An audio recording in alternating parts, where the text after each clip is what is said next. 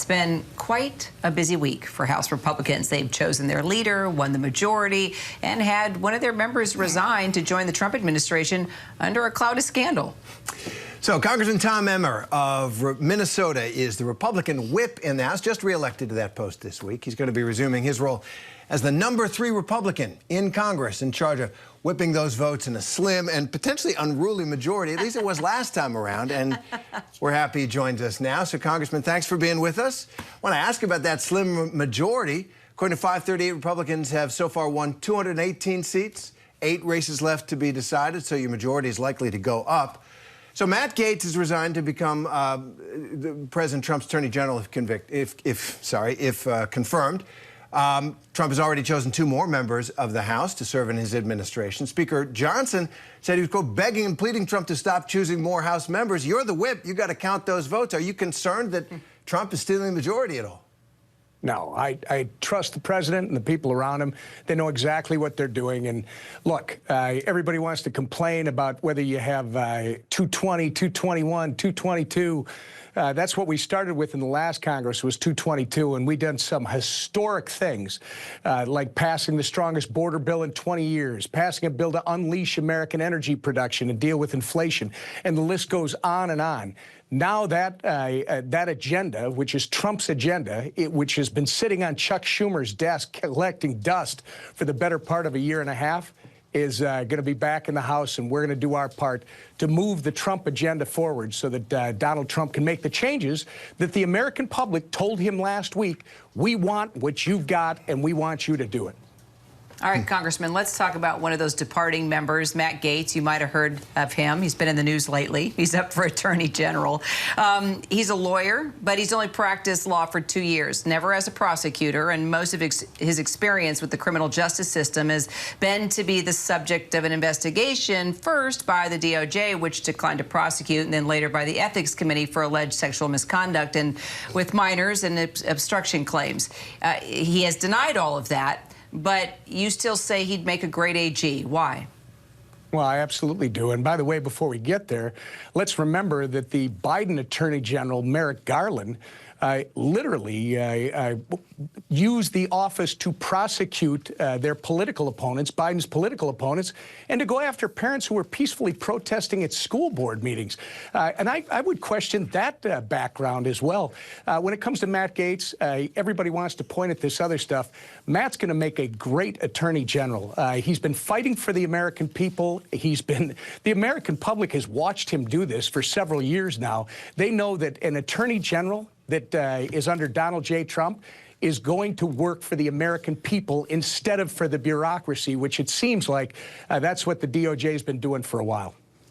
And as I said earlier, the President Trump's base, that's what they want. But I do want to follow up on Gaetz and the challenges that he faces getting confirmed. Gaetz was the subject of this House ethics investigation before his departure, and Speaker Johnson has urged the Ethics Committee not to release that report on their investigation. I want to listen what Johnson said just a little while ago. I believe it is very important to maintain the House's tradition of not issuing ethics reports on people who are no longer members of Congress. I think it would open the Pandora's box. And what I am saying is, if someone is no longer a member of Congress, we are not in the business of investigating and publishing reports on people who are not part of this institution. Okay, so, Congressman, you've been around Congress for a while. Both the House and Senate Ethics Committees have released reports in the past after the subject resigned from Congress. And generally, the speakers, the people at your level and higher, in other words, the leaders of the parties in Congress, it's hands off with the Ethics Committee. And here's Speaker Johnson kind of trying to muscle them, it sounds like. Why is this one different? Yeah. Well, first off, I love the fact that you refer to the Trump base. I wish you guys would emphasize the fact that it is almost the entire country. He won the popular vote by an enormous margin. He increased Republican votes, listen to this, in every county in the United States. The base that you're talking about, yeah, you guys try absolutely. to make it sound like the base is this narrow group of people. America, regardless Congressman, of he's going to end up with less Democrats, Congressman. He's going to, Congressman, he is for Donald Trump. It was an impressive victory, no question. The Democrats got thumped, but it is one of the smallest. It is one of the smallest margins in the past 30 years. He's probably not going to end up with 50% of the vote. He'll win by a point or two. That's, but the verdict was clear. So please, on Gaetz and the ethics community and Speaker Johnson. Well, first off, the DOJ, does anybody really believe that the Biden DOJ, which uses the FBI to investigate, if they would have found evidence of a crime that Matt Gaetz had committed, does anyone believe that they would not have prosecuted him? This has been fully vetted. The FBI closed their file because clearly they didn't find a crime to charge Matt Gaetz with. When it comes to the Ethics Committee, that is a committee that is nonpartisan. It has the same number of Republicans and Democrats on it. They will make that decision, and it doesn't matter what the Speaker says or what I say. The Ethics Committee will make whatever decision. And my understanding is House rules, which they operate under, say that once a member is no longer a member, then they cease to do anything. Unless that person returns. Why not just release the report then? I guess, Kerry, you got to ask the Ethics Committee that. Well, I think the pressure is on to get the Ethics Committee to release that report. And I think if it's not released, it's high probability that it'll be leaked. I think at some point we're going to find out what's in that report. Don't you agree? Kira, go ahead and go to the FBI. Get their file. I mean, you can do that. I mean, this is all a bunch of distraction. Bottom line is, a Biden Department of Justice fully investigated this individual and found no crime, so they closed their file.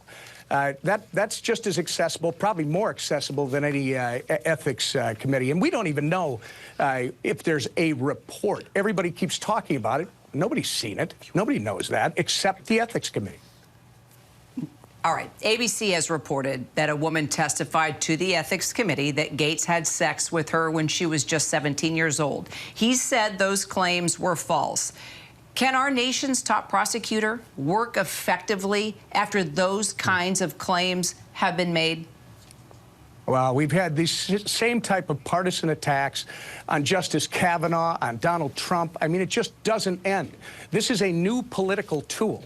Matt Gaetz, first off, Donald Trump was elected to shake up Washington, D.C., and he's going to do that. And you can't fix what's broken here with people who are part of the problem. You got to go outside. In this case, there couldn't be a bigger outsider that understands this better than anyone else than Matt Gaetz. I think he'd make an excellent attorney general, and I think he would start to peel back the layers of bureaucracy within the Department of Justice and make sure that it gets back to working for the American people, not for political partisans that are using it for their agenda. All right, Congressman, last question. You're the whip.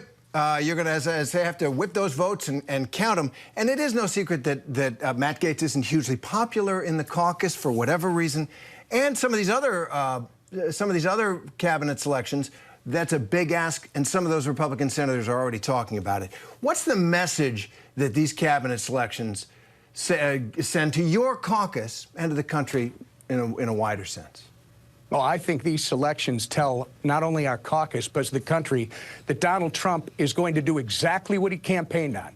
He is going to go into Washington, D.C., he's going to go back into the White House, and he's going to start making sure that we right-size government, that we make sure government employees are coming to work, that they're doing their job on behalf of the American people. He's going to get rid of waste, fraud, and abuse, and he's going to try and make sure, again, that the government we have is the government that we need. And I think this is why his message played all across this country. It's an overwhelming mandate, and you can play whatever you want with numbers, but he won the popular vote, and he also won the Electoral College, and he increased Republican votes in every county in this country. If that doesn't give you the biggest statement you've ever had, well, then you're not going to believe anything. It's a mandate, for sure. Before we let you go, I want to get you on record, Congressman Tom Emmer, that you're going to come back and talk to us because the former head of the Ethics Committee, Charlie Dent, said that the findings in that investigation into Matt Gaetz will be released at some point, and he doesn't think it's going to look good. So once we have all the details, I want you to come back and let's have a conversation. Will you come back? I'll always come back, Kira. We're always deal. here. Love talking with you. See you then. Thank you, Congressman. Bye-bye. We'll be right back.